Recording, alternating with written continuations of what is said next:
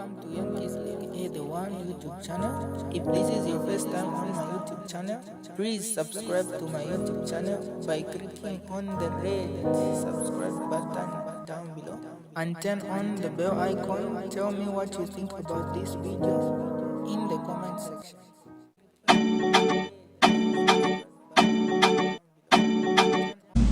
I did state in my statement very clearly that the position of the party has been, or the position of the alliance for that matter, has been to be guided by the family. We have had assertions such as the one you're making, but the trouble is that no one can point at any member of the Tonse Alliance or any member of the PF as having proposed that this is what President Edgar Chagwa Lungu said. Have you heard of any? No. And that is the propaganda that we're trying to dispel. That was the reason we came here today, to come and clarify that the decisions by the family have not in any way been influenced by the politicians. The decisions have been arrived at by the family. The ones who divulged to all of us Dr. Edgar Chagwa Lungu's death wishes is the family, not us. So please assist us, since you raised that question, assist us to tell those people who are making those allegations that the allegations are first of all unfounded and secondly unfortunate. And this is what is distracting everything, because people, instead of focusing on where the issue is, they are focusing on nothing. You can't solve a problem unless you know where the problem lies.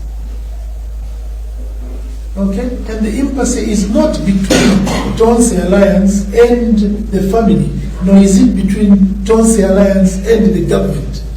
No. The only thing we are saying is that we see that the demands of the family are attainable demands. We don't see anything impossible. I mean, you are talking about President Lungu declaring 18th of October as the day of national prayer. We have heard this argument that because he declared the day of national unity and national prayer and reconciliation, therefore, it is not possible that he could have said, I don't want an individual to come to my burial. Where is the connection? There's no connection. The man might have just decided on his deathbed. I don't know what happens when the man is about to die. I don't know. But maybe the Spirit, the Holy Spirit, gripped him and said, as you go to your father, this particular person must not witness your body. I don't know. I don't know. So there's no contradiction there whatsoever. Unless there's somebody who wants to tell us what they do, what happens to a person, to his spirit just before they die. I don't know.